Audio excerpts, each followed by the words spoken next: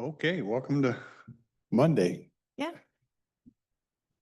Good morning. Susie's gonna do our presentation of financials. Okay, So we have Office of Public Defense with us today. So they're part of the general fund, so their revenues are not going to equal their expenses. We currently have a budget for intergovernmental revenue of 44,000. After running these, we did do our Q3 budget amendment. So we raised the budget to actually equal expenses. So intergovernmental revenue is going to be made up of your state and federal grant funding. So far they've brought in 252,000 so far this year. Goods and services has a budget of 50,000 and so far has brought in just under 11,000. So these include quarterly payments from Great River Behavioral Health. So far they've only received their first quarter payment of 2025. Other financing sources has a budget of 320,000 and so far has brought in just under 130,000. So these are all mental health tax billings that come to our office. So far, they've submitted billings through May.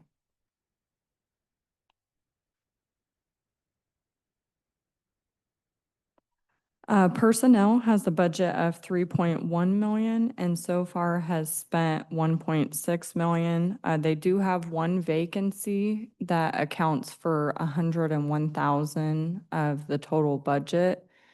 So keeping that in mind, they still are under budget, even with the vacancy for 7 months of payroll, that would only put them at about 1.7 million.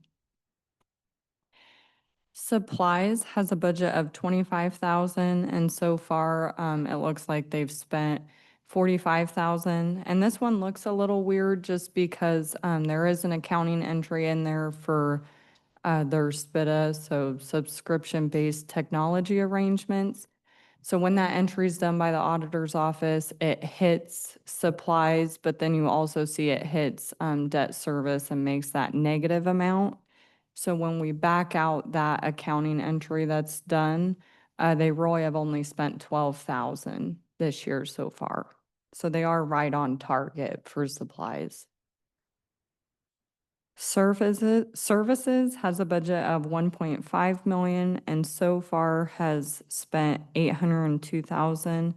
So they are just slightly under target for that one.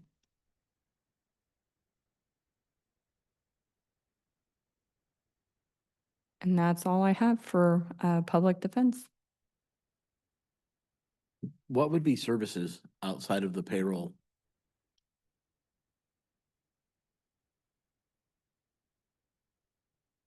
Services, I'm looking at that right now to make sure I have this correct. I think largely your services are court appointed attorneys that are not salary employees. So Okay. Conflict counsel. This is an issue that I wanted to bring up to the board. got recording. Superior Court allows the Office of Public Defense to assign attorneys within the county's office. If we have a conflict of interest, we have attorneys on contract, so an agreed rate for the year. That's in Superior Court. District Court is a problem. District Court, we do not have people on a contract. I have spoken to the civil attorneys in the prosecutor's office about their understanding of who the assignment of appointing conflict counsel falls to. The district court judges view it differently than the Superior Court judges and assign those attorneys themselves. So that gives district court judges who, have their own budget and so forth to basically contract with and assign cases outside of my control or vetting or negotiation, most importantly for this conversation. And I believe that that's basically run amok at this point. There are attorneys doing conflict work for $300 an hour in district court that are being assigned by district court judges currently, and that, in my opinion, is outrageous. nonetheless, we get the bill and we pay it. Because It comes out of your budget? comes out of my budget. And you don't have a say in that. I don't have a say in that. I've tried to insert myself. I was rebuffed. There is a General Rule 38 that basically explains whose purview it is. My reading of that is it's mine. That's how the Superior Court judges see it as well. And that allows us to control the expense because we have an agreed rate that the commissioners agree to with the contract for each individual attorney at the beginning of the year. So that's a situation that I'm hoping through the budget process we can bring up and hopefully have a better plan for moving forward to avoid this excessive budget line. Because I think the note I got from the commissioners in their review was is this an anomaly? This kind of surplus expenditure? It is this year, but if we don't somehow address it and kind of nip it, it's going to continue to be a problem. Can you pull that page back up, Kelly? So you don't have you have a say with regards to budgeting the amount that's in there, but you don't have a say as far as what's being spent out of that budget. Correct. As far as when a judge appoints somebody out of my office for in district court's misdemeanors cases, that attorney then responds to the judge that, I've been appointed to this case, my going rate is X. And that's agreed to outside of me and paid. They basically get a bill at the end of a case and we cover that cost.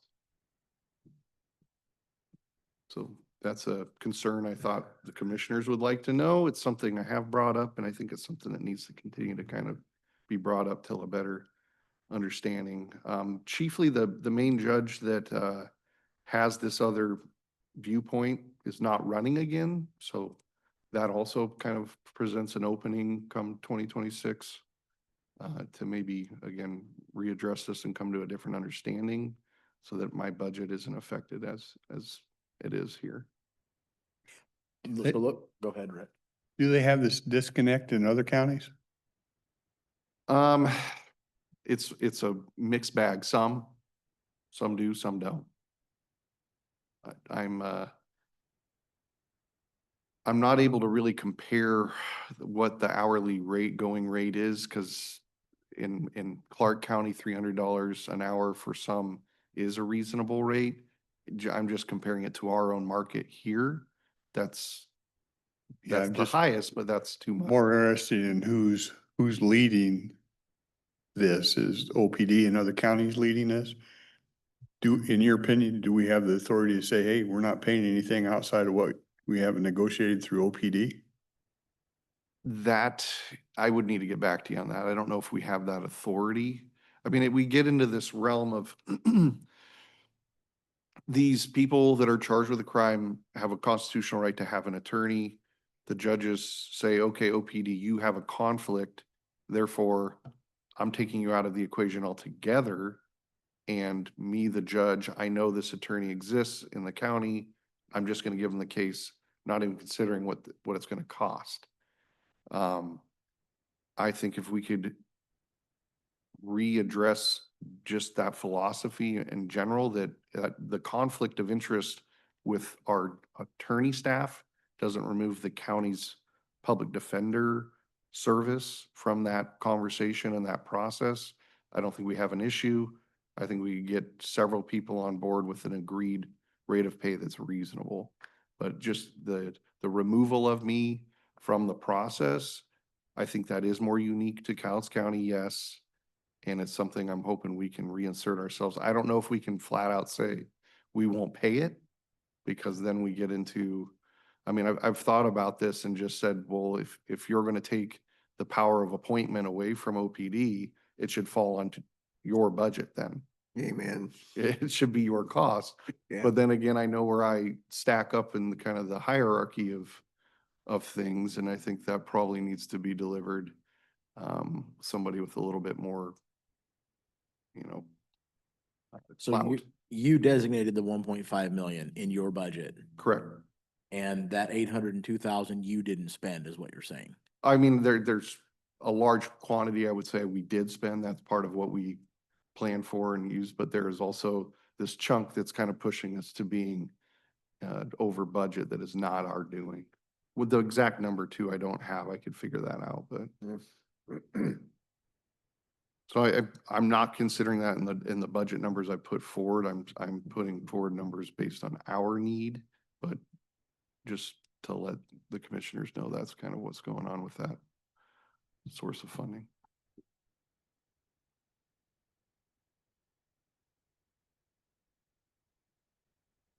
Okay.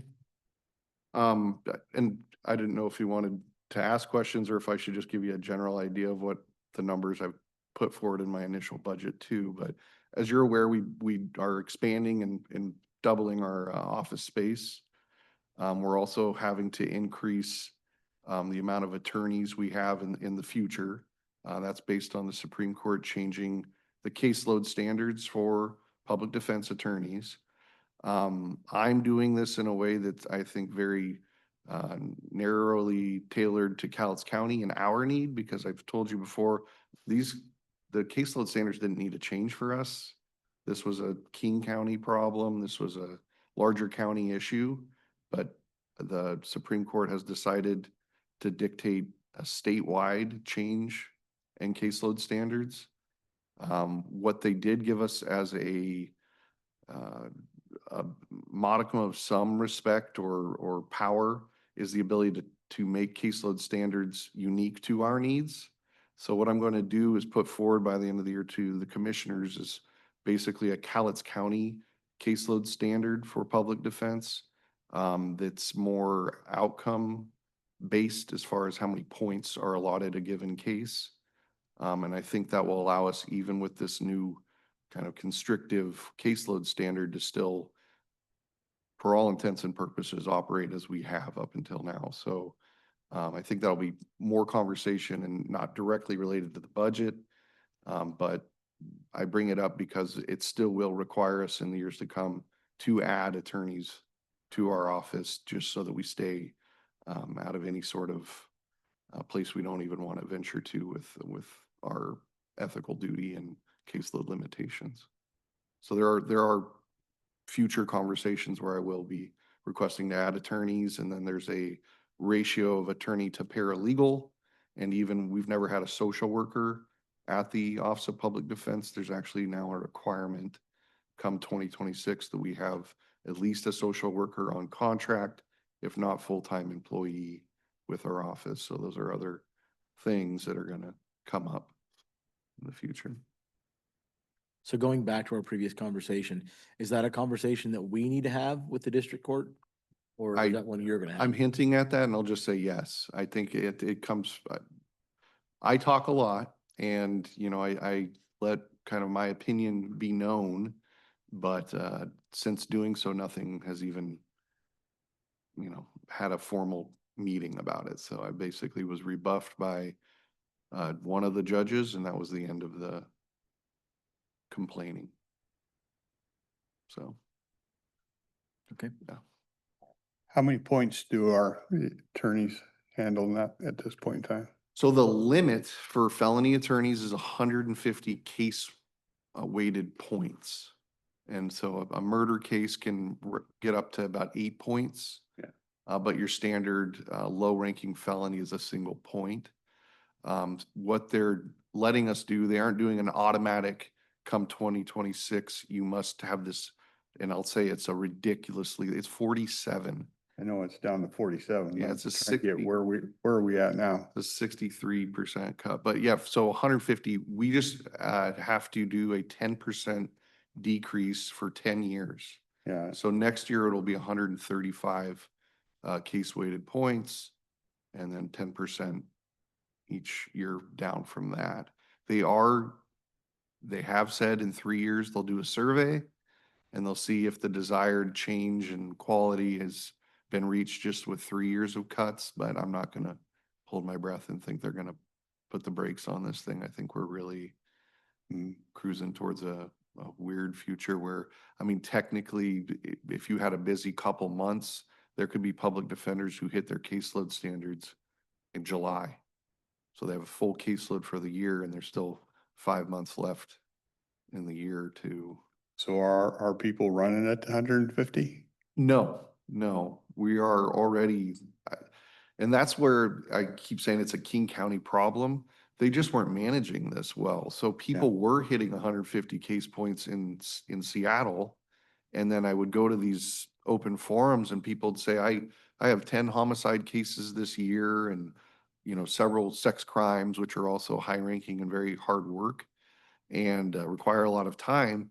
And then it would come to my turn and I would just say, well, I assign every case in my office.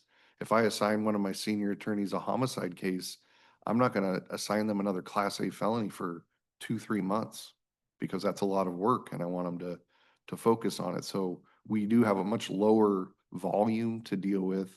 I think our highest point total last year was right around 100 points. So we were still a third below the standard. So it's just not a Cowles County problem. And my approach that they let us create our own case weighting system so long as it follows their intent. I think we can come up with something that allows us to continue to operate without having to expand at the volume that King County is going to need to expand.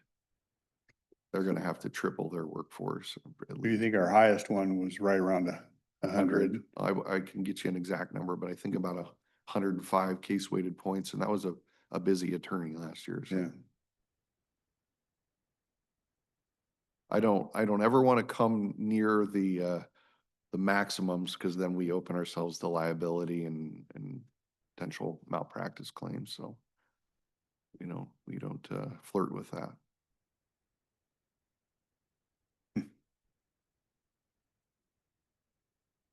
So in my budget, there are things, and I actually have come back around to on a couple lines that I think I'll address with Kathy later today. But at first I thought, well, we have 2 copiers on the first floor. We'll need 2 more leases, 2 more copy machines on the third floor that we're now gonna take over here pretty soon. In revisiting that, I think there's other ways we can still modify our budget to not just double. Basically, that was my initial thought. We have to double.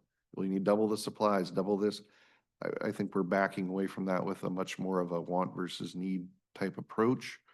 So I think we'll be amending some of our lease equipment line and other things just to kind of, in harmony with what we're having to do as a county. So. That's good. You're doubling your square footage, but not necessarily your workload. Exactly, right. Yeah. And the accessibility to, a copy machine that's a good new copy machine. I mean, I think we can still work with what we got. So there's still ways we can make this work without doubling our budget. So I'm really avoiding that. Good. There was one line as well I thought I would address, and that's kind of touching on what we initially said with the appointment of conflict counsel. So I come to the commissioners usually towards the end of the year with people's contracts, conflict attorneys' contracts to renew. That's going to be a harder game because of this caseload standard.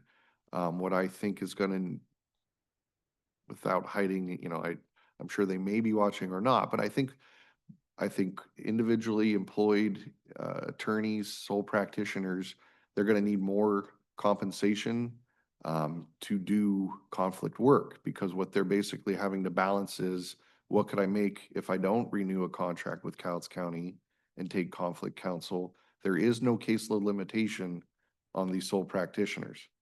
The caseload limitation are on people who have contracts to do indigent public defense. So they have to weigh what they could make on their own without a contract versus what they can contracting with us. So it is an increased budget line from the year before. I've actually already heard from one of the people we have on contract this year that he got an offer from Portland that he cannot turn down. It's almost double what his current contract was with Cowles County. So that's the first I've heard of that. I'm trying to just lay the seeds with the 2 remaining conflict attorneys and make sure we have them in line. That is concerning to me because we do have to have competent, trustworthy, good public defense attorneys that are not in the Office of Public Defense on contract for that contract, that conflict work. So that is a budget line that is not decreasing, it's probably increasing with that in mind. And once I have a better feel for what the two attorneys I have hoping to renew their contracts for next year, I'll come to the commissioners with a more detailed approach to what I think the cost should be for ensuring we have that service. Stepping back a minute to the district judges on that services. Would it be possible for you to identify what they, out of that money that's been spent, what they've directly appointed? Yes. Could that's you not- do that- that and yep, send that to us? Certainly. Yep. And it's bigger than it's ever been. I can say that. What constitutes a conflict and who decides that it is a conflict? So conflicts of interest, it's a vast array. Largely, the most common one is a former client. So we represent somebody usually on an impeachable crime, so a crime of dishonesty, theft, or some other crime. If that person takes the stand as a witness in a different case, an attorney has to cross-examine that person. The conflict is if you've represented that individual or somebody in your firm has, or the Office of Public Defense is considered legally a law firm, you cannot impeach a former client. So if I, pull up the daily probable cause statements and somebody has been victimized that is a former client, I have to find counsel outside of our office because no attorney at the Office of Public Defense can then potentially interview or cross-examine in trial a former client. We know information, details about that impeachable offense that somebody else would not be privy to, and we have an ongoing fiduciary duty to a former client not to impeach them or bring up their criminal history against them. So that's the most obvious conflict of interest. That's what we deal with most often.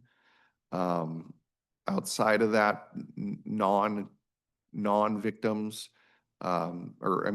victims that are not former clients. So people that have been victimized by clients of the Office of Public Defense. It's a bit odious to then also cross-examine them. So depending on the severity of the charge, the likelihood of trial, that might be found to be a conflict as well. There are sometimes breakdowns in attorney-client relationships that lead to conflicts as well. We deal with some difficult people in our line of work, and sometimes there's just no maintaining a long-lasting working relationship, to put it kindly. And based on that falling out, a judge will declare that a conflict exists, ask us to appoint somebody out of office. So there's numerous ways that conflicts come up, but So Ian, wouldn't your first description of a conflict, by default, wouldn't those cases actually become more and more frequent as, kind of like the ping pong on the mouse traps where one goes and then two and then three and then six and then 12? And I mean, that does seems- happen.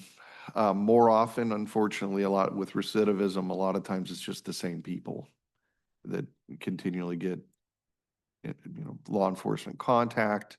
Here we are again, and the conflict that existed the last 3 times exists still. That's more common actually. But yes, sometimes it does have that kind of cascading effect. And that's why it's nice to have in Superior Court 3 separate attorneys that likely don't have conflicts that shared amongst each other.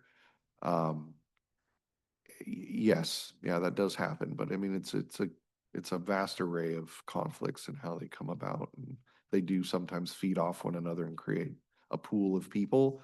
In gang-related cases, which are not common, but when those come up, we'll have 5 co-defendants, and 2 of them might decide that they want to strike a deal and testify against accomplices.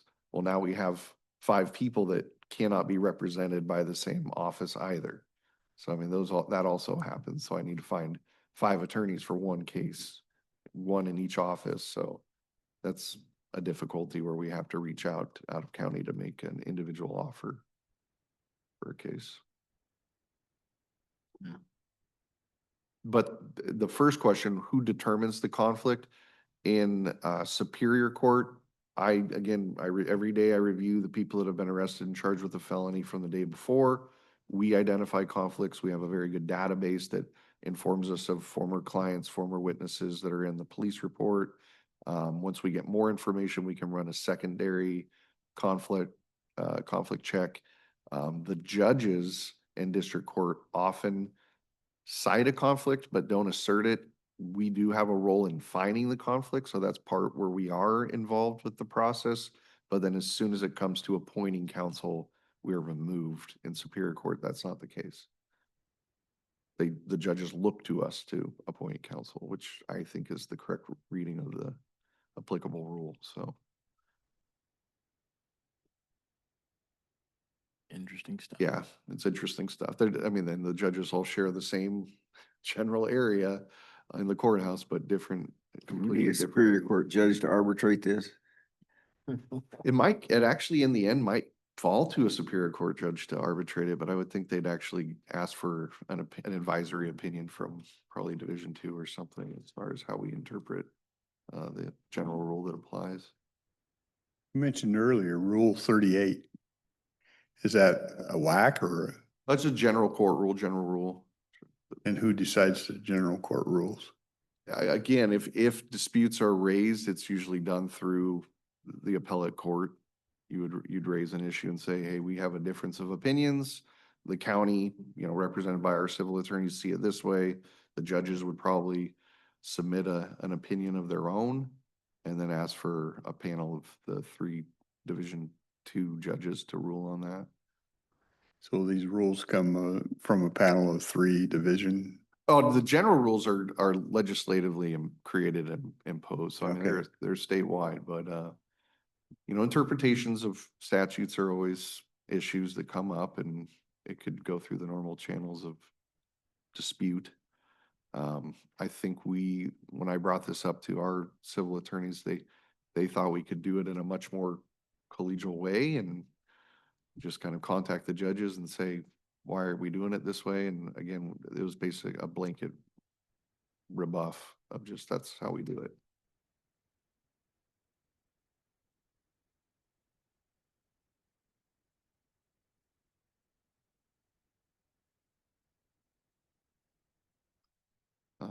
And then, I mean, as far as notes I had for budget issues to bring up, that's pretty much it. There was a hope for a potential kind of drastic reduction in our subscription. We have a line for dues and subscriptions, and I just wanted to clarify that a lot of required memberships fall under that. One of the perks we're able to use when we recruit attorneys is the fact that we pay bar dues.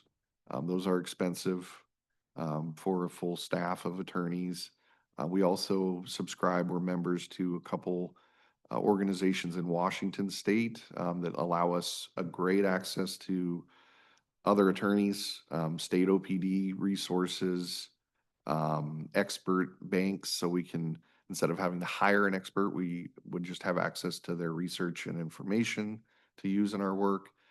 So the cost of doing business, so to speak, for the attorneys, I just really can't touch that line, because when I interview somebody who's taking the bar exam or maybe just graduated law school, one of the perks I'm able to sell them is, with our job, we pay your bar dues, so you don't have to pay that. And you're going to be a member of WACDL and WDA and all these other organizations that really are a huge source of information. There's also a generally accepted as the premier legal research engine, which is called Westlaw.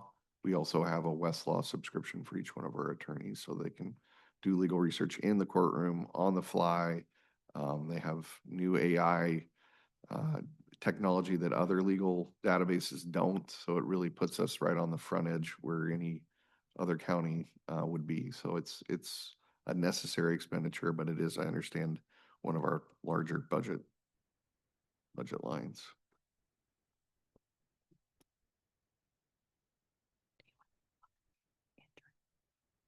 Oh, yeah, that would be great. Yeah, so we did apply. Thank you, Kathy.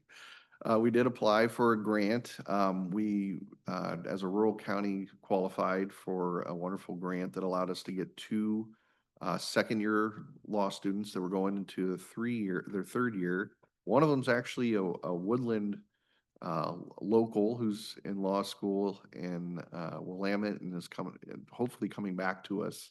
And that was a zero in the end, zero sum uh, venture. The grant paid for their entire time with us, paid for their cost of living. Um, it was a great program. So that's something that I'm hoping leads to recruitment. It also leads hopefully to local recruitment because there has been a strange trend of people from our area, Cowles County area, going to law school and just never coming back. So I'm hoping through this program, people that are interested in criminal law can come here, work. It doesn't affect our bottom line one way or another, and they actually get paid. Because good interns are hard to come by. If you can pay them, that's the way to do it. So that's our first year doing that. It's called the SPAR grant, and it was just a great success. We had two wonderful young ladies in our office this last 2 months that just kind of brought energy, and it was great. So we just to let you know, we are seeking out anything like that we can find, applying for it and utilizing it. So that's a great program, and I'm glad you reminded me to mention that. Thank you. Just ended, and it was very sad to see him go back to school.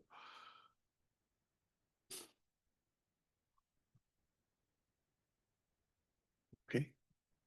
Thank you. Yeah, and of course, I figure we'll have follow-up on this issue I've raised. So Yeah.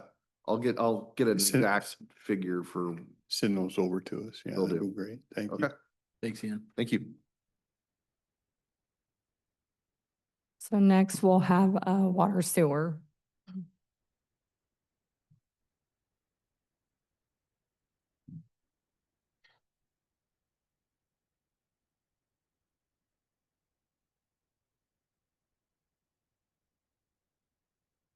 Okay, so goods and services has a budget of just over 2.5 million, and so far they've brought in 1.1 million, so they are slightly under target. This is largely customer billings for water and sewer services. There typically is roughly a 45-day delay from billings going out and customers making payments. Miscellaneous revenue has a budget of 90,000 and so far has brought in 36,000 for the year. 32,000 of that is investment earnings. So on the revenue side of goods and services, I think we just want to get some clarification because that red dot's a lot higher than that green bar we see on the piece of paper there. So for this month of August, our due date is today. So there's been no money really collected as, auto pays and things like that take place. And at the beginning of the year, the first 2 months, similar to solid waste we've talked about, get accrued to the prior year. So the green bar is really only defining about 5 months of revenue. So if we were to look at it from that point of view, we see about $215,000 per month. There is some cyclical nature to that, where the summer gets higher, people are watering their gardens and other things like that. So we do see some higher bills there. And that would bring us to the budgeted value that we expect to see, maybe a little over by the end of the year. So you still believe we're on target? Yeah. Okay, personnel has a budget of just over 1 million and so far has brought or spent 454,000. So they do have one vacancy in this department. And there is a little extra cushion in this line item just for unknowns with vacancies, or not vacancies, sorry, retirements and stuff like that. Supplies has a budget of 572,000 and so far has spent 276,000. So they are slightly under for that category as well. Services has a budget of 854,000 and so far has spent 476,000. So they are right on target for the year for that category. Transfers, they had a budget of 750,000 and they've made that transfer. That 750,000 goes to the Water Sewer Reserve Fund.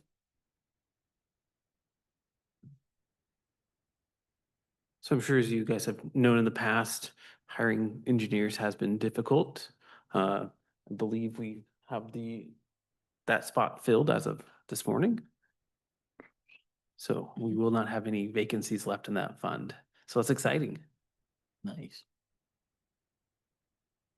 So the Water Sewer Reserve Fund has a budget of 2.2 million for intergovernmental revenue. So that was expected grant funding for Riderwood and Shadow Mountain projects. Those projects are being pushed to 2026, so that funding is going to be pushed to 2026 as well.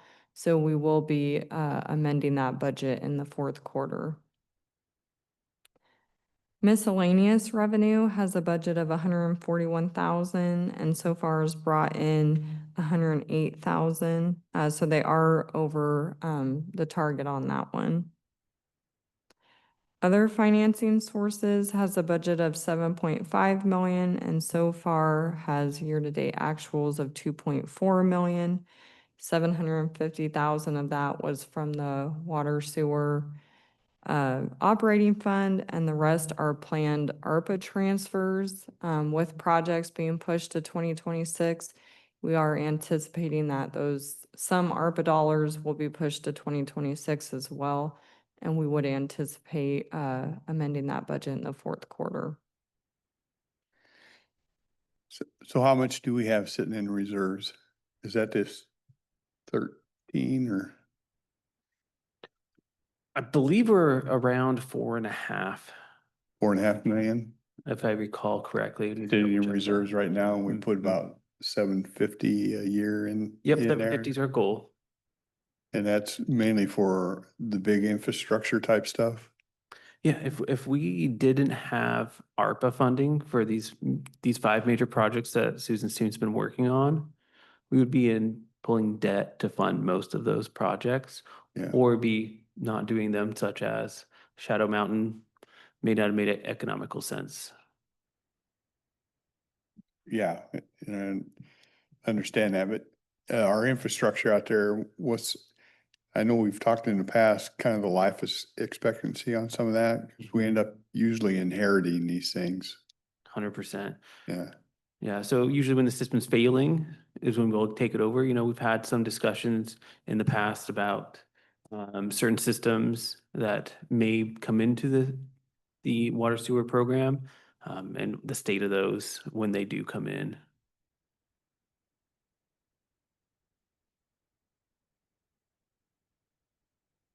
I'm guessing our reserves couldn't handle a major issue with a system.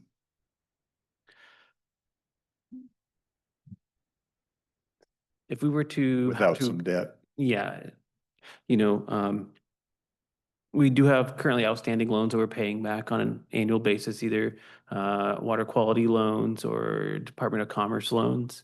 And that's pretty standard for this kind of a fund, you know, they're built into the rates. As we continue to look at our capital plans for this in the future, we'll try to align those with that plan.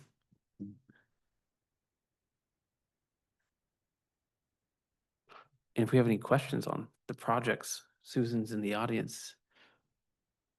But on the Riderwood or Any of them. yeah. Okay, so personnel has a budget of 62,000 and so far has spent just over 5,000. So employees when they spend time on capital projects, that's when their time is allocated to this fund. It's not on a regularly occurring monthly interval. Services has a budget of 320,000 and so far hasn't spent anything to date. My understanding from my conversations with Sean that these are for a partial comp plan update that includes the rates and other capital requirements that will most likely be happening later this year. Debt service has a budget of 13,000 and so far has spent just over $1,200, so it is under target for this category. Capital has a budget of $10.5 million and so far has spent 1.7 million. We listed the projects there that those costs are for, but with Riderwood and Shadow Mountain moving to next year, we anticipate making a fourth quarter budget amendment to reduce the capital budget down. Sean, those loans that you talk about, are they reflected in this debt service line here? Yes, sir.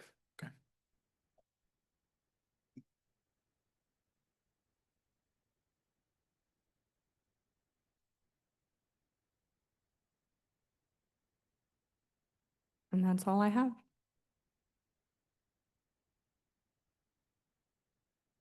Okay. Thank you. Thank you.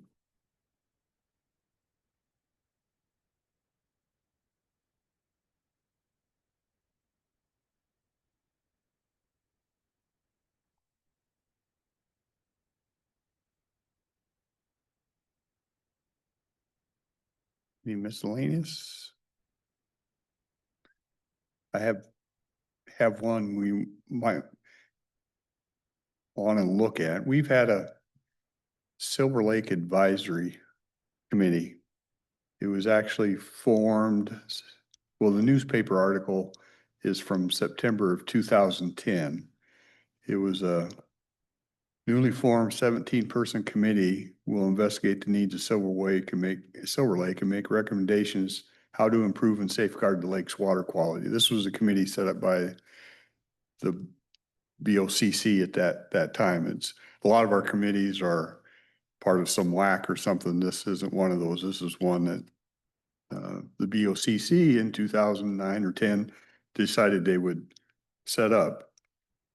The council will include representatives from Southwest Clean Air Agency, the Cowlitz County Tourism Bureau, U.S. Army Corps of Engineers, State Departments of Ecology, National Resources, Fish and Wildlife, Weyerhaeuser Company, Cowlitz Conservation District, and Silver Lake Flood Control District. To my knowledge, I'm not aware that any of those agencies attend those meetings anymore. Shauna, Fish and Wildlife might have came to one. I think and then we appointed or we asked a person to kind of oversee that committee, and that's always been Gary from WSU,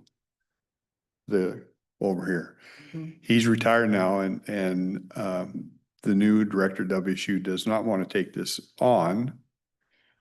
Most of what these people that have migrated over to the collaborative, this almost feels like it was an early version of the collaborative, then it's kind of migrated over.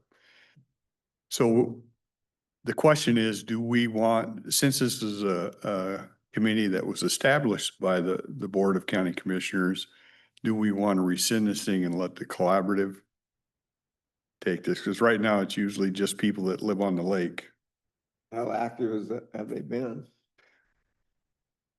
They'll have some people show up and there are things they want to do, core samples and different things, but they don't have the horsepower of some of these agents behind them to help them get the grants. I think you may be able to make a case that there'd be probably more sense for them to mix in with the collaborative and work on that. Even though it's not Silver Lake specific, it is that whole corridor. So I don't know. I don't know that we need to make a decision right now, but it's just one of those things that came up. I guess I'm wondering if the collaborative is gonna serve their purposes better than keeping this organization. If not, yeah, move them into the collaborative Might be worth a conversation with them. at least. Yeah. Because we don't have a person that wants to, at this point in time, we don't have a department that wants to oversee it and work it, so. He usually comes in and sees me. I don't know if it's once a month or every so often. I'll sit down with him and see what they want to do. I have suggested that maybe they work with a collaborative that might be a little more helpful, but Okay. Yeah. so just kind of more aware that that's sitting out there.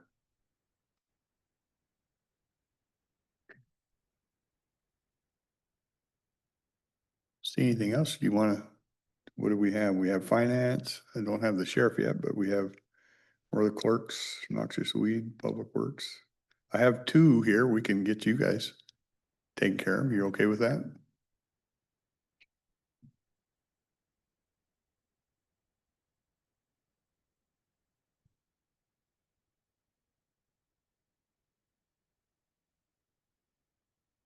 Kathy Funk Baxter, Finance Director. For agenda items, we have, I think, about 3 items. The first one is a resolution to adopt alternative dates specifically for 2026 and 2027 biennial county budgets. And this resolution lays out the exact dates that will be used for the biennium budget preparation. And specifically, we're wanting to call out September 9th for the preliminary biennium budget to be presented to the board under RCW for the budgets. It's typically done the first, I think, Monday or Tuesday of the month, and that's right after the holiday. And so we're going to amend that and change it to September 9th. And this resolution will allow us to do that. Okay. So, and it doesn't change any of the other dates we have planned. We're hoping to present the final budget December 2nd for board approval. We're just trying to move this off the holiday weekend. Yeah. And I appreciate it too, because it gives us a little bit more time to put some charts and things like that together for you as well.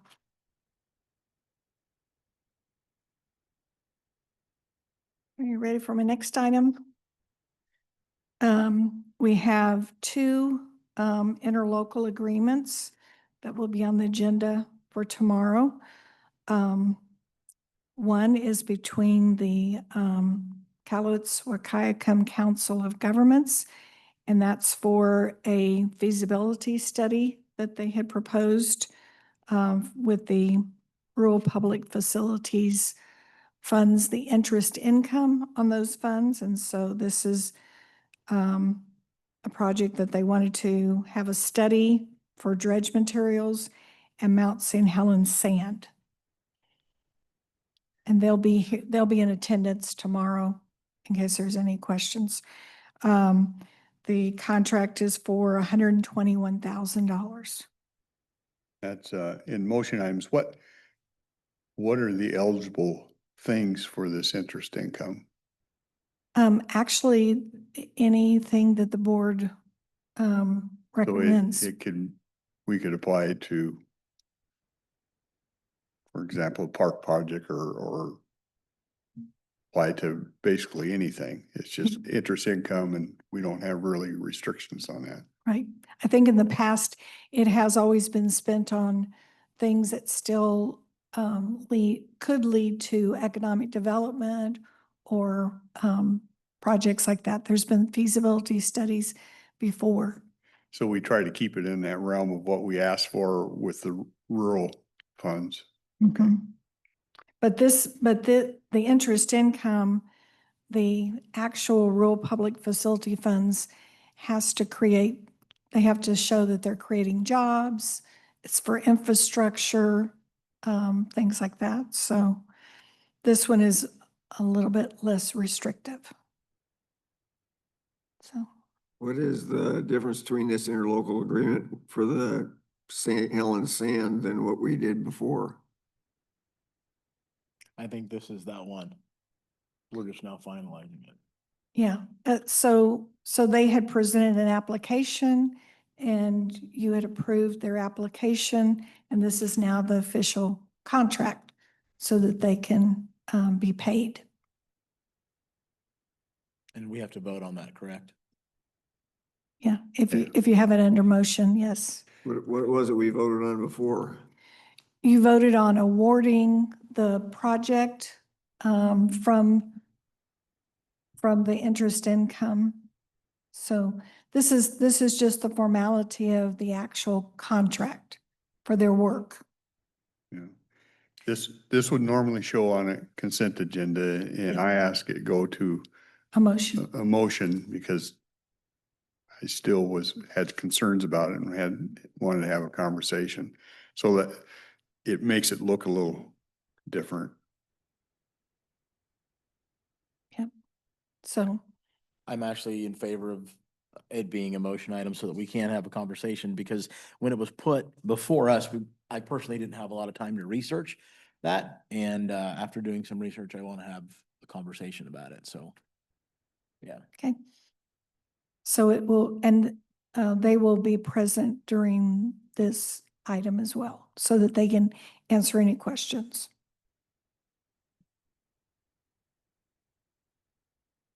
And then the last item I have is also an interlocal agreement. And this is for the Scott Hill Sports Complex with the Woodland Rotary Foundation. And this is also an award of the Public Facilities, Rural Public Facilities Fund. And it's $550,000 to complete that Phase 1 project. And I'm not sure if they're going to be here, but I've invited them to be here just in case.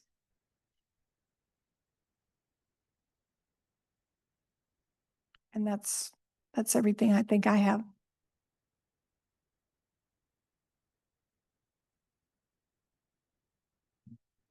Okay, Okay, thank you.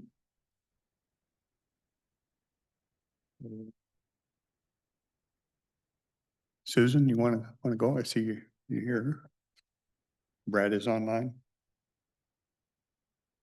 Let me take Brad quick since he's online. Okay, I'll stay in order. Thank you. Sorry. Brad, go ahead.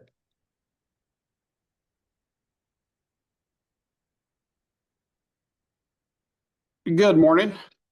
Morning. Oh, sorry, I was on a phone call, but anyway, what we have tomorrow is a hearing on an amendment to the county animal code. Mr. Lorraine, I think, appeared before the board back on July 8th, proposing these amendments. And so tomorrow is just the actual formal hearing on those adjustments. And I can just give you a brief overview what this entails. It has to do with the county animal code, section 6.12.190, the habitual violator. That's where if an animal gets 3 violations within a 12-month period, the Animal Control Authority can take action to serve them with a notice of abatement. And abatement means either they can transfer the animal out of Cowlitz County, transfer ownership to somebody not related to them or who does not live with them, or have the animal euthanized. The reason for some of these changes, just Mr. Lorraine, the prosecutor's office, thought we could clean up the language to make it more clear what the due process is for people that would be served with that. One of the main changes here is in the first paragraph where it talks about where the notice can be served on the animal owner, irrespective of whether the person receiving the notice owned the animal at any of the time of the 3 offenses. They changed that for consistency to change it to the animal owner or the person in control of the animal. So they wanted to make that change in that regard. In that same paragraph, it changes it, the process of service on them from certified mail to a broader any means authorized for service of process under the laws of the state of Washington, which basically entail a private service or personal service on the person of the notice of abatement. And then further down, there were some additional changes. Section D, it said currently it says it's unlawful for an animal owner to fail to comply with an abatement notice. Well, it doesn't say what any penalty would be for that. It's just unlawful. This changes it and actually makes it an infraction under the county animal code to not comply with an abatement. And then the last paragraph that we have, it kind of just expands on some of the language on some, makes some additions to that.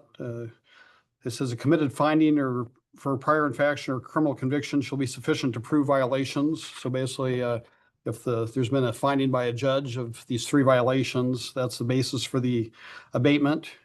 And it also says if a person fails to appeal, and currently the language doesn't change on the appeal portion. Once somebody's served, they have 15 days to appeal it to the district court.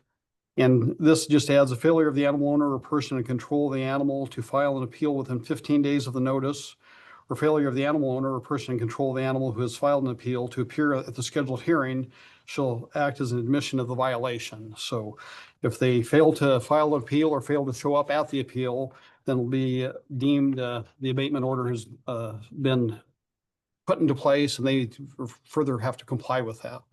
So that's, I guess, the long and short of it. And I don't know if you had any questions on that, those proposed changes. I think this is the one. I think we've been pretty well schooled in this, so I think Okay, yep. it should go well. Okay. Good with it. Yeah. Thanks, Brad. Appreciate it. All right, thank you. Thank you.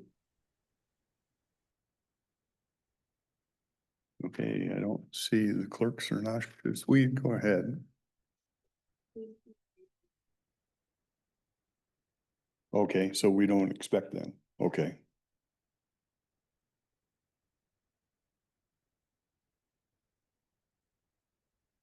Okay. Okay.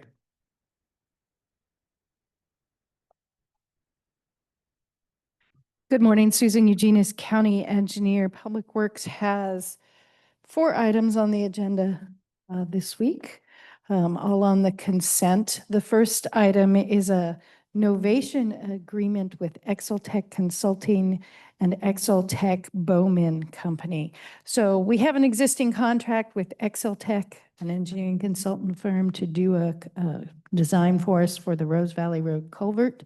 They have merged with the Bowman Corporation, and now they are Exeltech Bowman. So this is just paperwork, basically saying that our agreement is moving from one to the other. We're working with the exact same people, the exact same office. It's just we're following up with the legal paperwork since they've changed their name. So that's pretty straightforward. It's no cost to us, just following up with the paperwork. The other 3 items are all property acquisition that we talked about in June for our Tower Road Rock Creek Culvert Replacement Project.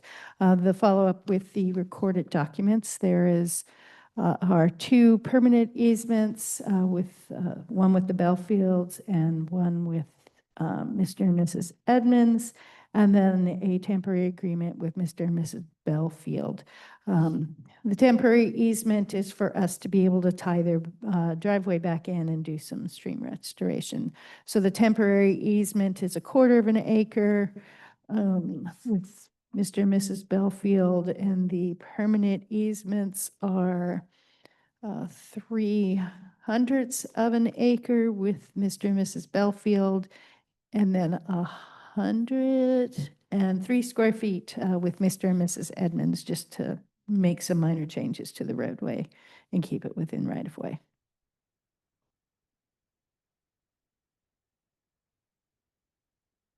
When's this one on our schedule? Probably 26 or later. So it'll be next summer. We're trying to time it to minimize the impact on the school traffic. Um, Yeah. So next summer. I don't blame 'em.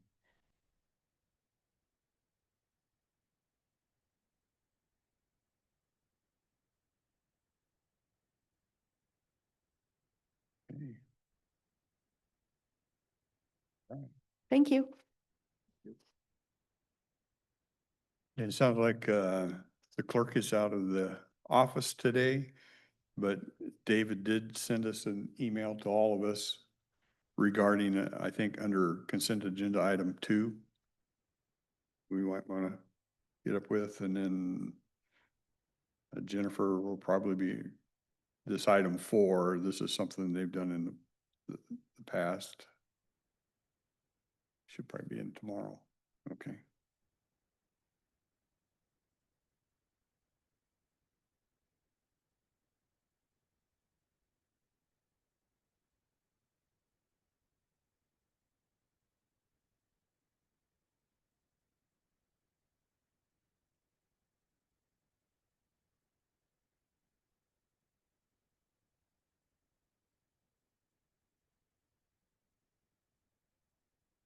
We have anything?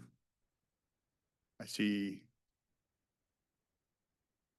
Are we okay to move into the next one? I see some visitors. Were those for this session or is that coming up? Okay, so that's, so we can move into the human resources. Jessica, do you have stuff you have?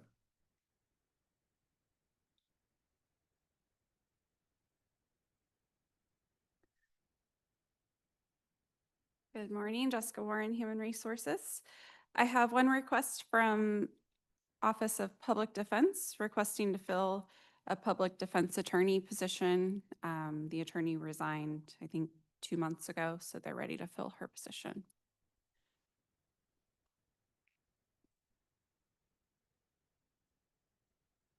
I'm okay, yeah. Okay. And then the only other item I have is an executive session for collective bargaining. I would say 5 minutes.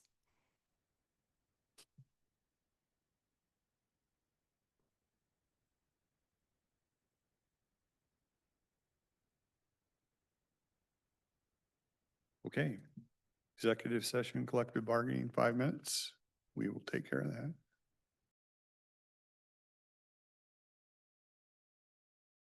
The board is extending the executive session for a period of 5 minutes until 10:14 a.m.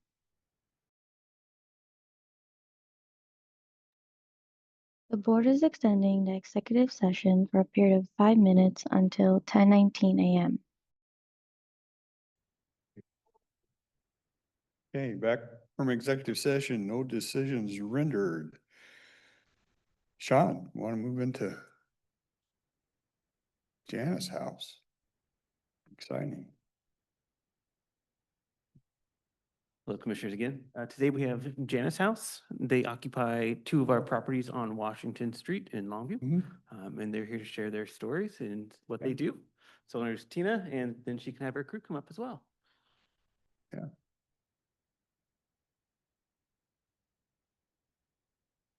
Want to make sure the mics are all turned on for them?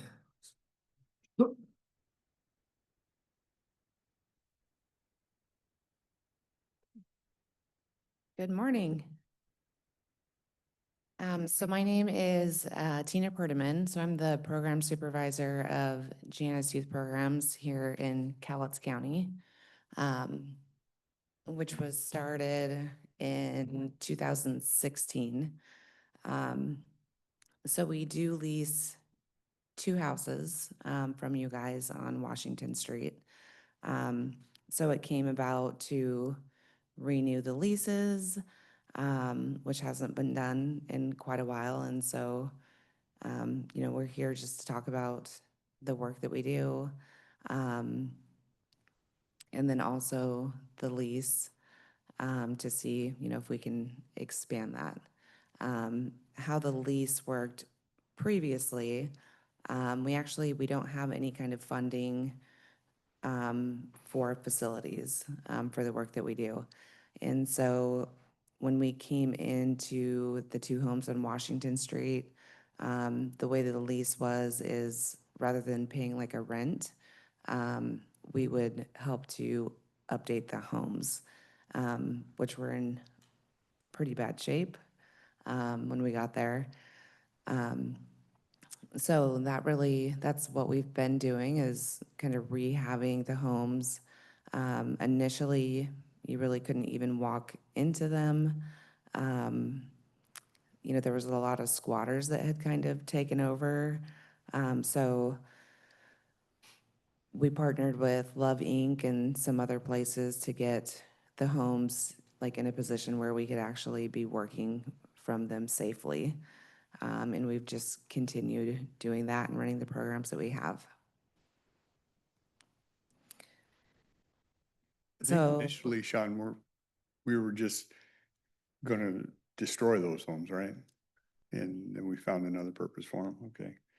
And you said 2016, is Janus House is it unique to Calais County? I mean, yes, we have like Chai Cafe, but there's one down in Vancouver. They're part of it, a little larger, but Janus is a standalone, yes, unique to Calais County. yeah. So we do have, so initially we started out with one program, which was a street outreach program called the Yellow Brick Road, where we would just go out, meet with youth, would carry, backpacks around and just kind of get to know the youth of the county. Really looking for unstably housed youth that we could try to support. And from there, we've kind of grown into multiple programs, just really looking at the need of what's going on with the kids in our county and trying to support that. So we do have the Janus House, which that's 202 Washington Street. It's a drop-in center where really we provide the basics for kids. The community has supported us tremendously. So still, here in 2025, we still don't have any type of funding specifically for the houses or what we have at the houses. So the community really provides everything that we have. So hygiene, school supplies, we have a full kitchen in there. So all the food that comes to the Janus House, that's all provided by community donations, which has been absolutely amazing. We have an entire room dedicated just for, clothes, back to school stuff, socks, shoes, backpacks. There's so much, I can't even name it all. We do have youth come in sometimes where we don't have like the proper size for them, or they're needing something different just based on their needs. And it's just been a blessing that we have all of these people we can reach out to and say, hey, we have a kiddo needing this, and they'll literally bring it the same day. So the programs rely heavily on the community of Cowlitz County. And then, of course, the county itself with the homes and, having a place for us to be. So the programs that we currently have, we have the Janus House. We have the street outreach program. So newly, we have Grip Housing and Keys Housing, which is our first time doing any kind of housing with our youth. Which it's just been amazing. It was an opportunity presented by the state with some funding behind it that came from the state's Y4Y board, which is Youth for Youth, which is a new way the state is doing things. So basically, they have youth who are their own board, um, who have experienced similar situations, and they actually get to come up with programs that they know that work for youth. Or maybe it's something that was never available, and they know that like something like this would work for youth that they didn't have. And so the funding goes through this board. They basically come up with all the parameters, what it looks like, and then they put out RFPs. And so we were chosen for one of those. And so it's been very interesting with this housing model, that we kind of have this youth board that really are kind of like our boss, to say, you know, this is what we want to see, here's the parameters. And so that's been fairly new. We're in our second year of that. We also have Keys Housing, which is more of a funding stream, that we use for more like emergency type situations. You know, getting anybody into housing, it's not easy. It's not an overnight thing. We do have some youth that need like immediate services. And so we use that funding source to cover those type of situations, which has also been new. That's been, I think, the last year and a half, we've had that pocket of funding. We also have the Sotero project, where we're working with youth who have been commercially or sexually exploited in sex trafficking.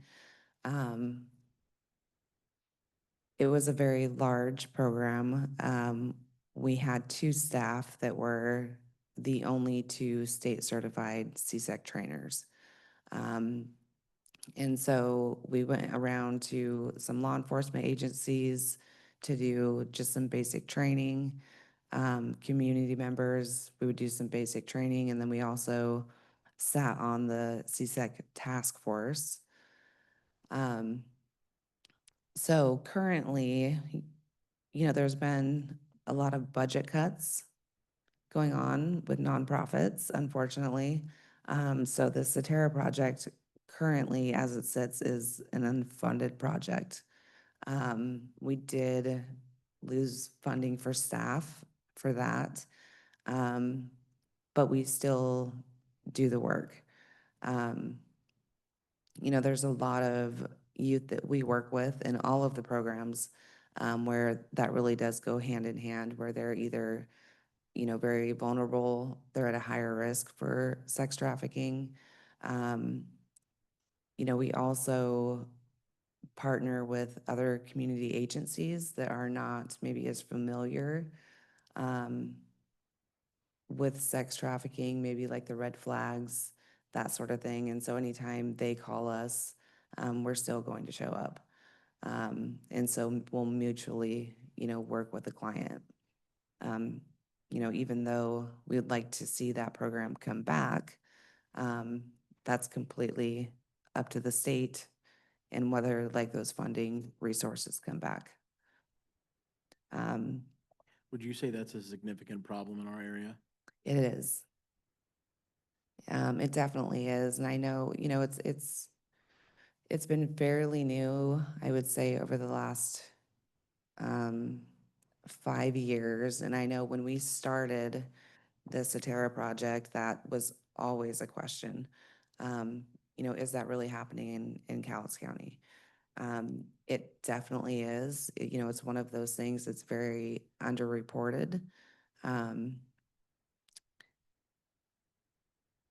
A lot of people just are not familiar with it to really be able to identify that, oh, you know, this is what's going on.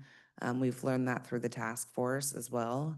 You know, we've had people contact law enforcement in Cowlitz County, you know, to basically ask, when you have a situation like this, why are we not seeing the numbers. And so what we've learned as a task force is the way that it is coded. They actually don't have coding for sex trafficking. So it's either put under like a child abuse and neglect tag. So there's a lot of reasons why we can't get accurate numbers. And I think like step one is just learning about it. So that was something we really did enjoy doing, was going around and just, you know, educating people. Just to bring awareness, really, you know, like this is happening. Here's the things to look for. You know, if you have a youth come to you talking about X, Y, and Z, you really need to be asking more questions. So it definitely is something we deal with in this county. I agree with you. I believe it's real. Believe it's a much bigger problem than we get led to believe. Do you, and this sounds like it's more of an education project role you kind of took on with this? This Yeah. Satara project is Yeah. more of an education. Any idea of how many kids you might have touched in Cowlitz County? I mean, is it something you go to schools with, or you just have conversation with kids if you see them triggering some signs that might indicate to you? Yeah, so earlier on, you know, when we had the funding for the project, in the trained staff, you know, we did make it a point to go around, talk about screening tools to use, you know, red flags. So kind of giving people like your basic CSEC training, of what to look for. So if you're hearing something to this nature, here's some more questions to ask. You know, because the truth is, in talking with youth, you know, whether it be on the streets or in the schools, they don't label it as sex trafficking. And so that's a really important thing to realize as well. You know, they don't have a name for what's going on, but if you take the time to listen, ask the questions, hear the story, we as professionals, like that's absolutely sex trafficking.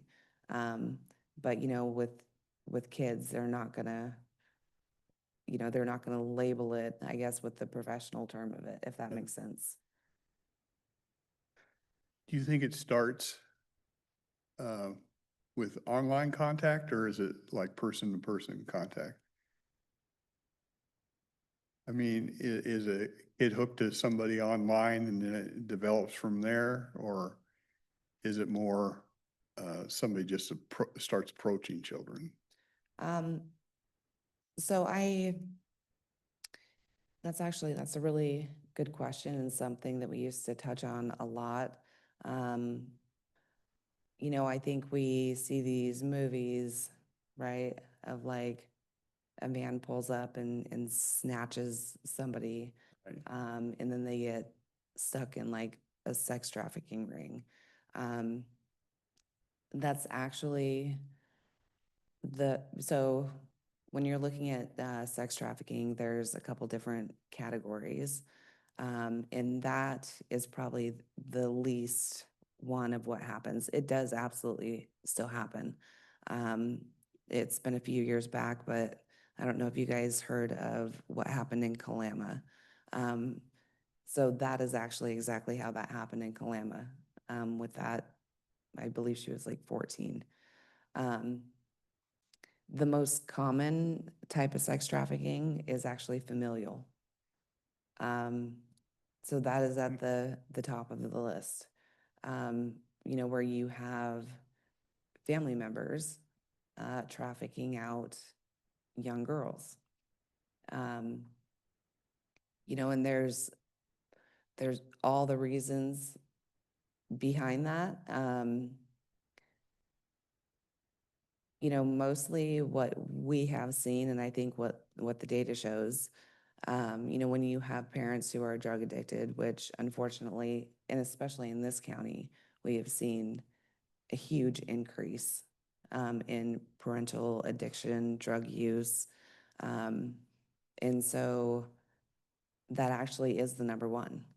You know, basically where they're Really? trading out, you know, teenage daughters and they're making money off of that.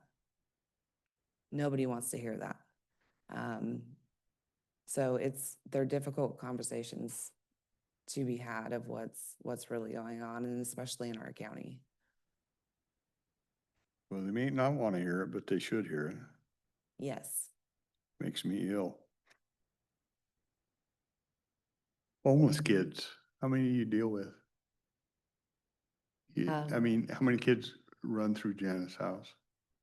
So we have kids that I guess basically are your traditional drop-in kids. So they'll come in, chat with us.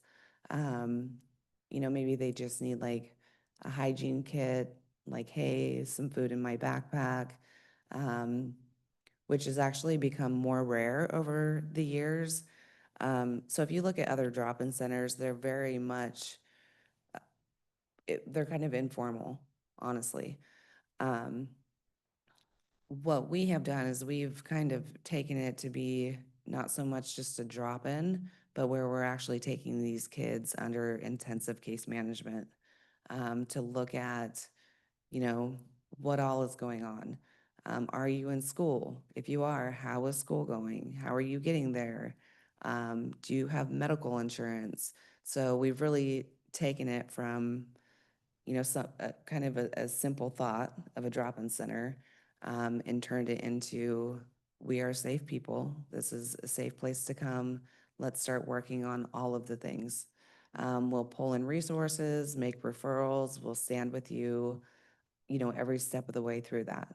We're not gonna just hand you off to another organization and then figure it out on your own.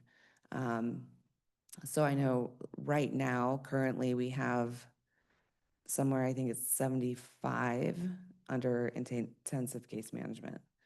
And so, like I said, that covers everything that is going on in their life. And so we're very like versatile.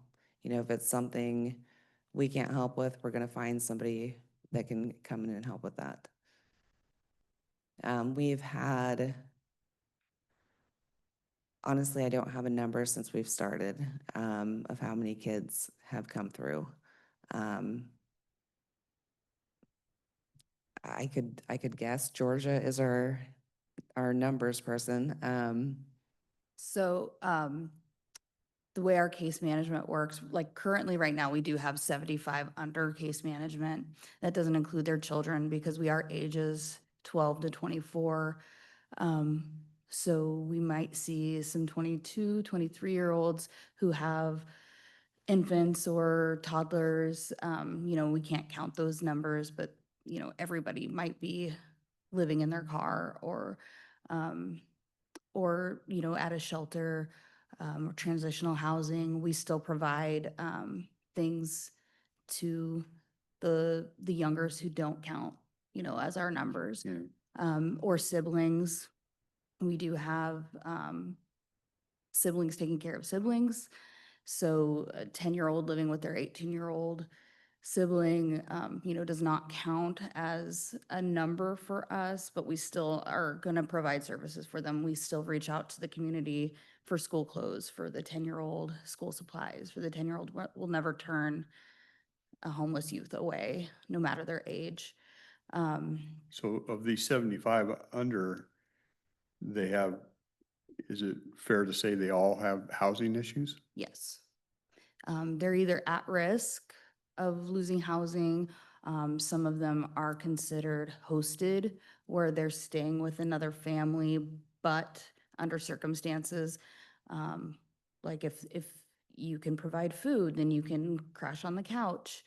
If you can bring in shampoo, conditioner, toilet paper, that will get you another week here. So those are preventative measures that we take to provide the household with support to keep a roof over their head, until we're able to move into the housing programs. Of those, kind of hogging the mic here, but this is an interesting thing to me. Of the 75, now I realize some are probably out of school age, but are they still attending school? Are they doing those type of things? We do have some that are in college or working towards their GEDs. Okay. That are over the age of 18. We work with Goodwill program, their opportunities program, and also LCC has High School Plus programs. So we definitely do the warm handoff, go into the schools with them, get them signed up for their programs, and provide food But and. one's high school age, and if you're down to 12, middle school age, are they still in school? Yes, for the most part, I can't think of any of the youngers that aren't in school. Okay. There are some that want to get back into school, and we're definitely there to help walk them Okay. into that. But we do have some 16, 15-year-olds that are dropouts, where we have goals, and that falls under their case management and how to get them back enrolled. Of the ones that you said you don't count in those situations, why don't you count them? Our program is, it's for 12 to 24-year-olds. So providing services is not, like, we can't provide those numbers to the state and say we're helping this many people. We do track how many youngers we do have. And on the housing side, if they're in the housing program, that program allows us to count the numbers. So the toddlers that are living with the parents, those are considered numbers that we can count. Yeah, and I think, it goes back to, so this is actually our whole team. There's 3 of us. So it really goes back to, there's the things that we're funded to do, right? But then when you're faced with so much need in the county, or, right now, this last 6 months, last year, we have so many youth who are taking care of younger siblings. And so, this is the part where, like, in-house, we can kind of track what's going on. That way, it's something I can look at and, like, this is definitely a need in this county. And so, really trying to navigate that, to look for other resources of, here's this huge gap that we have. How do we fill that? And like Georgia was saying, we're not going to not serve kids just because they're not hitting that mark. Does that make sense? And so we definitely have youngers, that are being taken care of by their siblings who are 17, 18. And so whatever we can do, we're going to make sure that we do it. Whether it's, I guess the black and white a part of our program or not, because they're kids. And So how often are you getting requests to help kids under the age of 12? a lot. Most of our, Well, that's not much of a number for me, but it, how often does it happen? so I would say with the kids that come into our housing, so they can't, sign a lease until they're 18. I would say there's probably 90% of them that come with somebody younger than 12. As far as the number that we've housed in the last year, How many have we housed? We've housed 40. There were 51 enrolled in our program. Got my notes here. 51 enrolled in YHCP from when we first got our grant until today. 40 housed successfully. One went back with their family. One went into a transitional youth program. One got into the Haswa Section 8 housing. Two were also accepted into the CAPS, their YAP program, their young adult housing, where they provide more, they can provide more rental assistance than we're able to provide. So encouraged that. And then 4 stop contacting us. So we just have to exit them, unfortunately. Yeah. So there was, you know, out of 51, 40 successfully housed, 1 just on Friday. Yeah, so it really goes back to, you know, there's a lot of things that we never tracked. And it's not until it's like, you know, we start to see, okay, this is happening more and more. And then we will all talk and, hey, we should probably be tracking this just for our own purposes, to see, again, where is that gap in our county? You know, it's not required by anybody or anywhere. And it's not until we really see that this is happening more frequently, that we will start tracking it.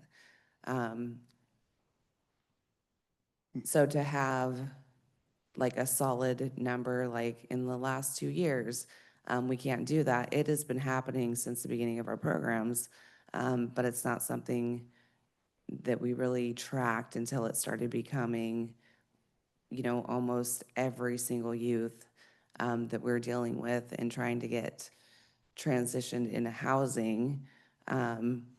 They either already have a little one, or they're taking care of siblings because parents are not fit, or they're incarcerated, or, you know, there's something else going on. You mentioned earlier an increase in parental addiction, drug abuse. I don't want to assume, but I would guess that's the driver behind some of the numbers you're seeing? When it comes to People coming in or kids, older children taking care of younger children? yes, yeah. Hmm.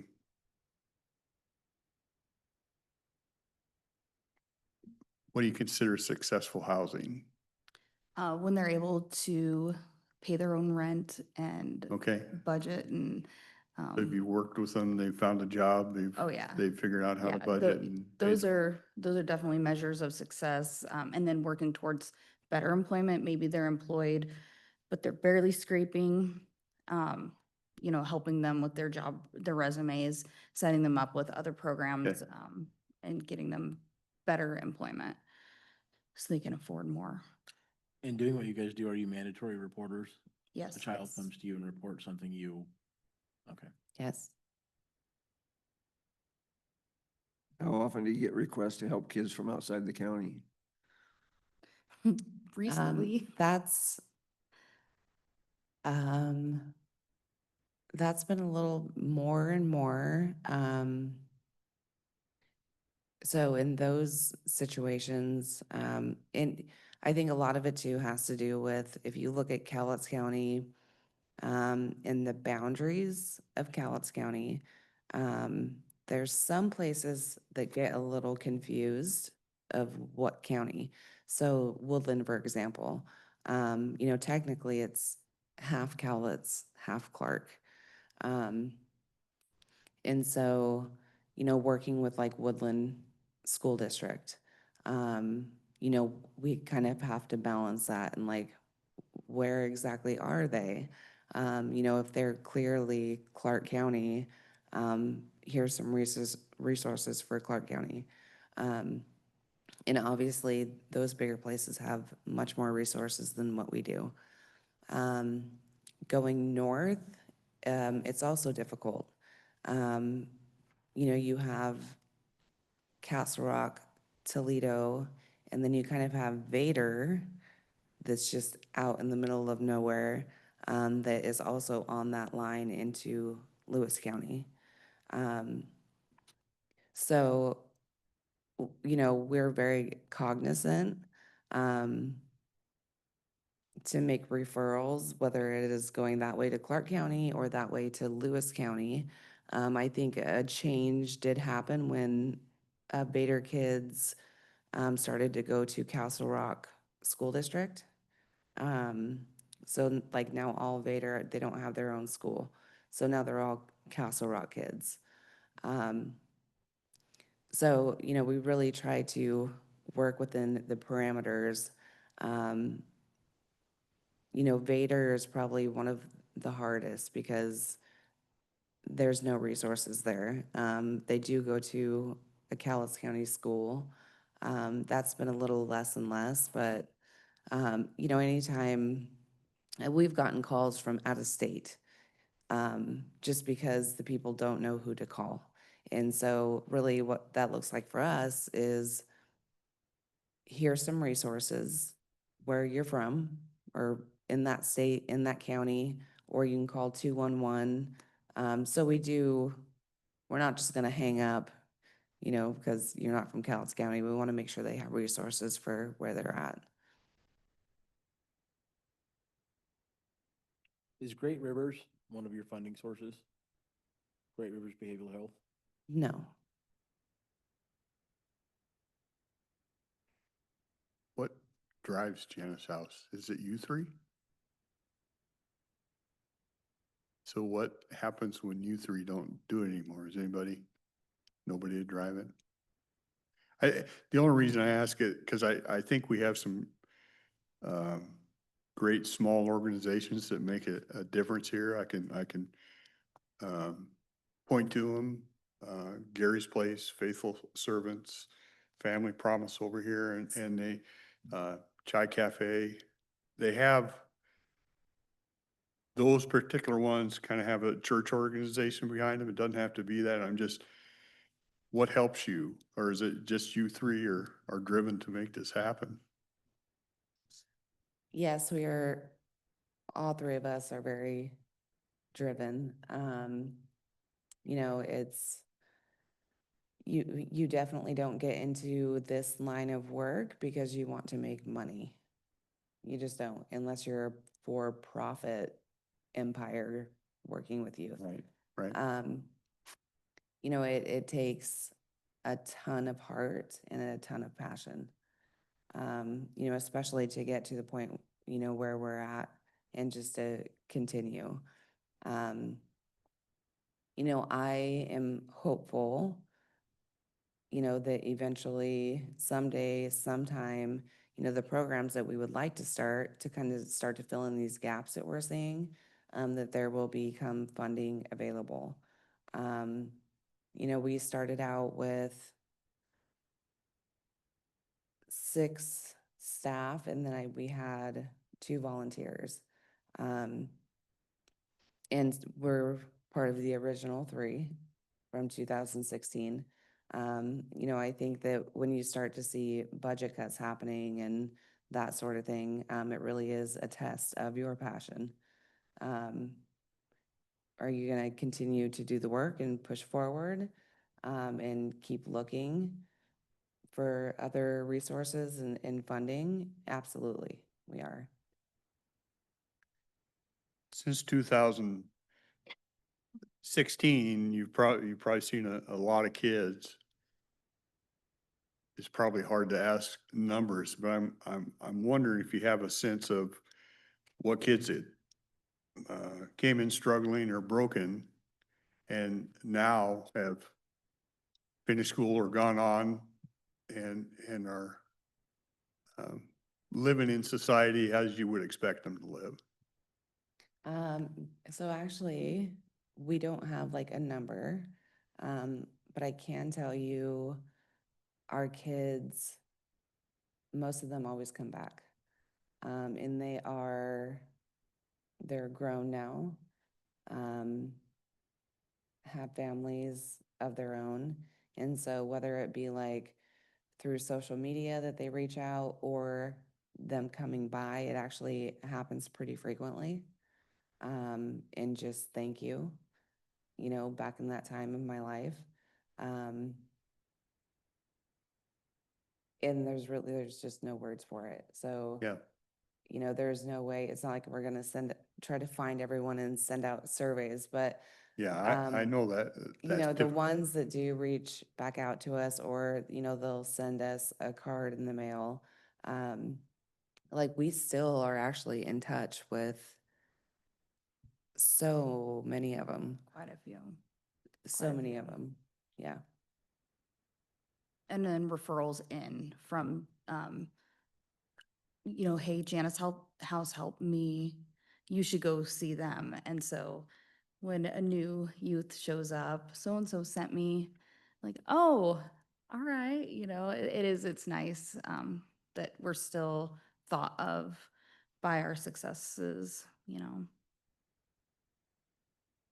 Yeah, we've had, quite a few come back that have, babies of their own. And so we've kind of been deemed the Janice grandmas. And so they'll come back just, for their little ones to say hi and meet us. So it's been pretty amazing.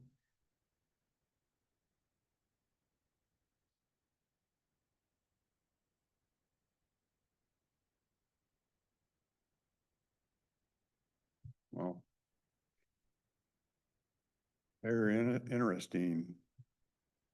If I wanted to come over and visit, who do I contact? Just walk through the door or just, So we do quite a few walkthroughs, for anybody who's interested. We just schedule that outside of the time that the house is open for the youth. That's kind of their safe spot, their sanctuary. yeah. And so we'll schedule that at a different time, just so, they're not there and like all these strange adults are walking by. So yeah, I mean, anytime we actually really do love doing that and just kind of a walkthrough to look, at what the youth have access to. If I can make a suggestion, I like what you guys are doing. You made a comment about you're gonna continue to seek out funding, regardless of budget cuts and that type of stuff, which is admirable, and I feel that you need to do that. One of the things that would help, and you have a couple of numbers there, but when you're seeking out money, if you can say, hey, in the last 5 years, we have helped 175 kids, and I understand on a limited budget, you can't add too many things to what you're doing. I totally get it. But that is one of the things that I think might help secure more funding for you, is to be able to say, we had like in my nonprofit, with kids, I've had about 1,700 kids go through that program in the last 15 years. And several of them have graduated. In fact, Chairman Dahl and I just saw one of them that graduated from my program last week. She's married now, and it was pretty cool to see her. So I know exactly what you mean when kids come back. It's a pretty neat feeling. But I think to help you with that, if you could have some sort of a tracking, program to say we've had this many kids, 40 kids out of 51 placed in housing, that type of stuff. I think that would help, procure some funding. It might make it easier for you to receive it. So that's just a thought. No, I appreciate that. Yeah.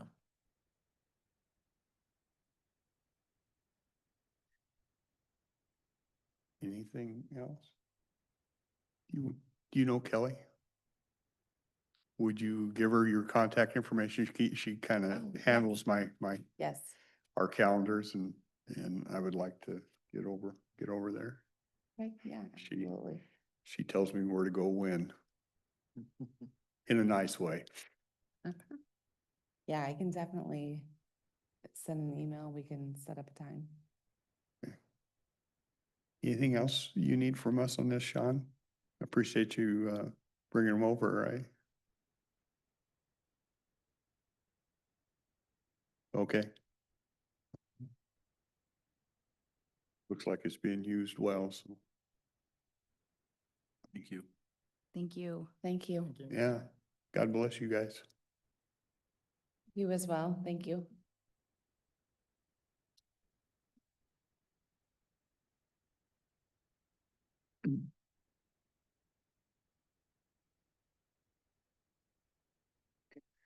Okay, Commissioner Rader, you had another leadership meeting. Yeah, it's just We're gonna the, horn in on your business, dude.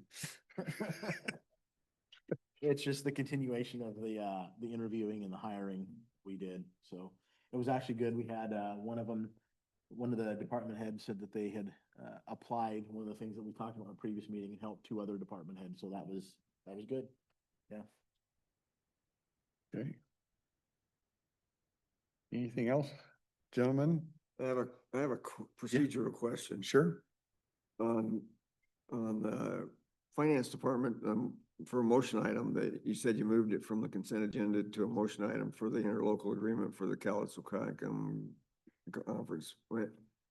Since it's something we already voted on and it passed, we're gonna vote on it again and maybe fail it. Is that, so at any time, if somebody has a problem with something that we voted on before, we can just move it to vote on it again? You can move it over if you want to have further discussion on it, sure. Okay. I guess I'm gonna struggle with that, but Yeah. Well, probably in cases, there may be times where additional information comes to light or things between the time when we first heard it and the time it actually comes on for approval. So we do give leeway to move it over. I mean, I guess we could pass a thing, say once it's there, we don't want it, but we've always kind of given that leeway. well, I guess depending on who it is, but the agency involved thinking that the lease for some purpose has already been approved and then come back to potentially lose it at a later date, just doesn't seem fair to me, I guess. If there was more discussion that needed to happen, I think it should happen before the vote happened. But anyway, Well, my 2 cents. yeah. And I think we're better at it because we never used to have these Monday meetings where we get a chance to see some of this stuff. Right. That particular one, I think we saw it pretty much, well, we got a list of them and then when they came in, I don't know if we sit down and had a discussion, had a chance to talk We got about it before we got it that. That same day, Yeah. right before we walked in. Yeah. Okay. I agree with you in the sense that this type of thing should be an exception, not a rule. Okay. I did have something too I wanted to see about. I went and looked at the SRS and the mud flow. Oh, yeah, yeah.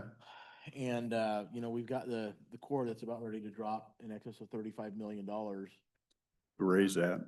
to raise it. And I wanted to see about having a workshop with the stakeholders involved and see if we can't petition the Corps or Congress to hold off on that project. And the reason I say that is we're using antiquated and data points that we didn't even have when they put that structure in. And we're not applying any of the new information, any of the new science, any of the new data points that we have to date to what we're doing right now. And I just wanted to see if we could have a workshop, invite the people who have information that they can give us and see if we want to petition the Corps to possibly hold off. Because what I saw, there's actual scientific evidence that working with the river naturally is working, and it has been working over the last 12 to 15 years, and none of that data is being taken into consideration with this new, raising of the SRS. And there's some, I think that if you ask the Corps, you can look, on their publications, they don't have anything planned after 2035. That's when their objective is over, and there's nothing after that. And so I'm, one of the things that concerned me after going and looking at that is we don't have a plan for 2035. And yes, we can only raise that thing 2 more times. And then after that, that's it. There's no more, elevation that we can raise it, but there's no plan for anything in the future No. after that point. Dredging permit ends in 2030, right? Yeah, and so I think it's worth a discussion to see if maybe we can get us as a community that it directly impacts, in one voice to possibly say, hey, let's talk about this instead of just making this decision to spend the 35 million bucks. I guess I want to know what's working with the river mean, right? The minute all the stuff is still coming downstream. The dam Yeah. will retain some more at least temporarily. Yeah, I think it all needs to be basically a major portion of it dredged out, at least the Cowlitz River all the way to the mouth of the Toutle needs to be dredged out and give us more room. And rather than trying to retain it upstream, let it come downstream and take care of it, dredge it out of the Cowlitz every 10 years. well, you went to the collaborative meeting. I Yeah. went to the collaborative meeting, and none of those conversations are being had. It's No. just, this is what we're gonna do, and that's it. Yeah, we were at a meeting last week, and I think it starts with, and there's a concerted effort to change what they call the WRDA, which is the directive Congress gives Army Corps. And that was with Glucin Perez, and I know the last 2 years I've personally talked with, saw Senator Murray, one of the two, never saw Senator Cantwell, but their staff. And they understand that the WRDA, and that's what we have CFM work on a lot, is that WRDA comes up in 2026, and that's the push to have that changed and turned over.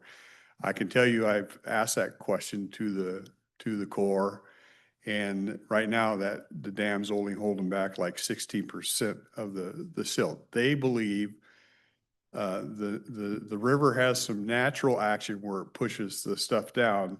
They believe that it's being overwhelmed right now. If they can put that up and hold back more, that the river will naturally exit some of that stuff.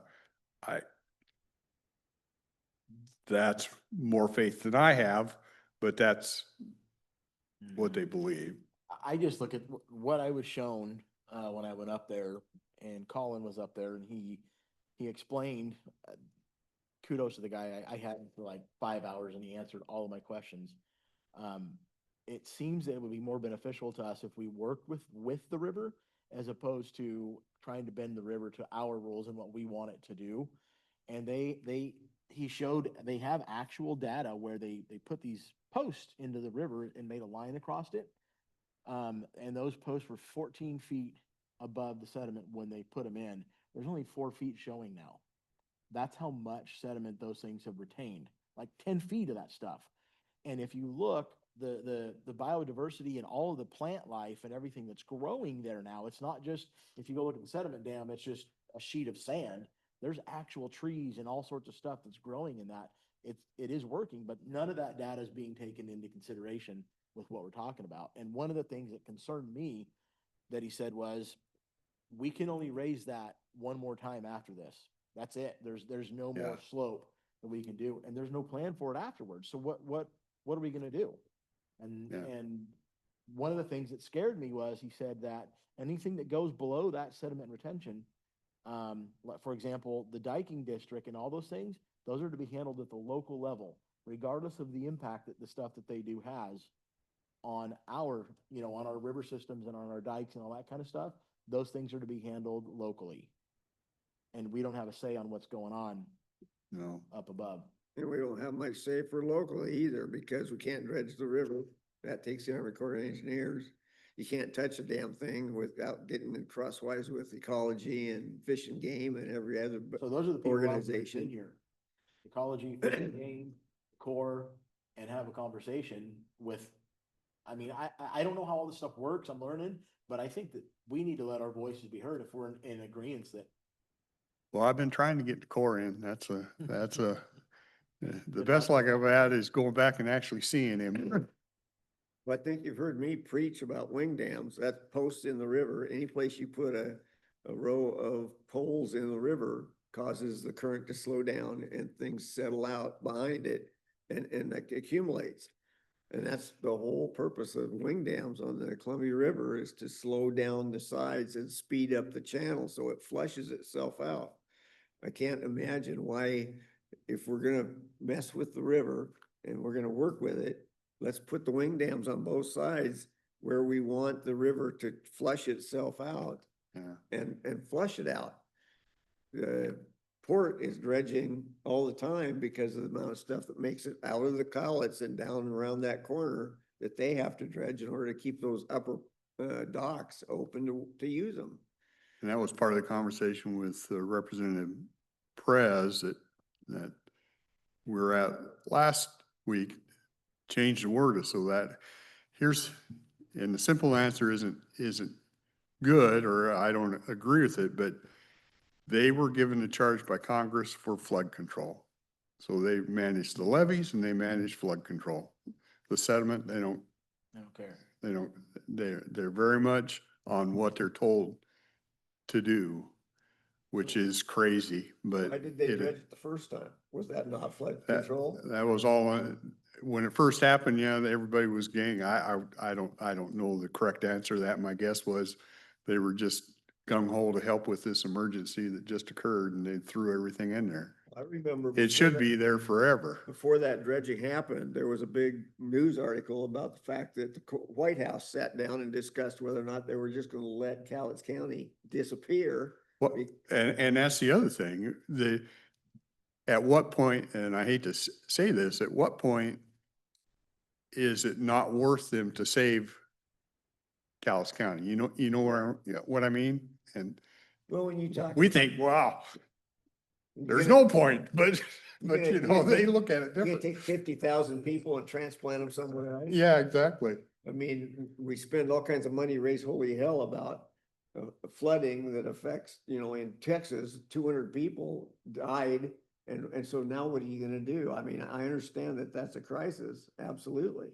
But we're gonna sit back and wait until we got 50 to 90,000 people affected in Callis County, no jobs, no houses. I mean, And I think part of the problem, and I expressed this on, with WASAC, they're updating policy, and I had a call with them last week, is, when this happened back then, 45 years ago, it was a big event. Everybody back there was in tune with what was going on. And now it's been 45 years. There's nobody back there that was part of that first, except we're the ones that live it. Right. And so at some point in time, they need to start transitioning that control back to the people who actually deal with it and not hang on to it and make us go to Washington DC to beg to take care of it when they don't even know. What the hell's going on? Right, Because exactly. they're still using information and data points from 40 years ago. Yeah. That's how they determined that they were gonna raise it again, was because of what they did 45 years ago. And it's like, have you guys not learned anything in 40 years? Yeah. And It's not national news. So as long as it's not on the headlines, national news, they don't give a shit about it. I mean, that's just that easy. I totally agree with you that the whole way they look at it needs to change. And I can tell you that process is in and we should keep pushing it. And the thing two things that I learned that really jaded me a little bit is the reason that this project is moving forward is because there was an upward trend in sediment deposits prior to COVID.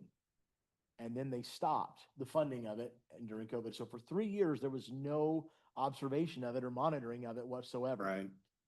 They made the decision to do this based on those numbers. Well, if you look at those numbers, actually, they're all flat and they're way down compared to what they were when they made the decision to do this. So we're going to spend $35 million on a 5-year-old decision that we didn't take into account the previous 5 years of sediment drop, but we're going to do it because it was high at that point.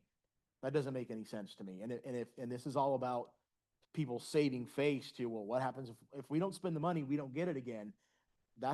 I'm not for that. thinking Yeah. whatsoever at all. The other thing that's interesting to me is like, to your point, no local voice is taken into account in that decision-making process Yeah, at all. it's a frustration. Yeah. So I wanted to just bring it up and see what your guys' thoughts were. And I mean, maybe if we can get all the mayors, the commissioners, on board to write a letter to Perez and say, hey, this needs to be, we need to at least think about this before we just go and dump 35 million bucks. I actually would prefer they start talking about the Coldwater Lake and what happens there and maybe some of those. Situation. And the final Forest Service plan should be coming out pretty soon and start thinking about funding for that. Cause if that breached and people say, well, it's been there 45 years. Well, so was Rock Creek until it decided not to be there. And Well, and that brings and- up a good point. I asked about that.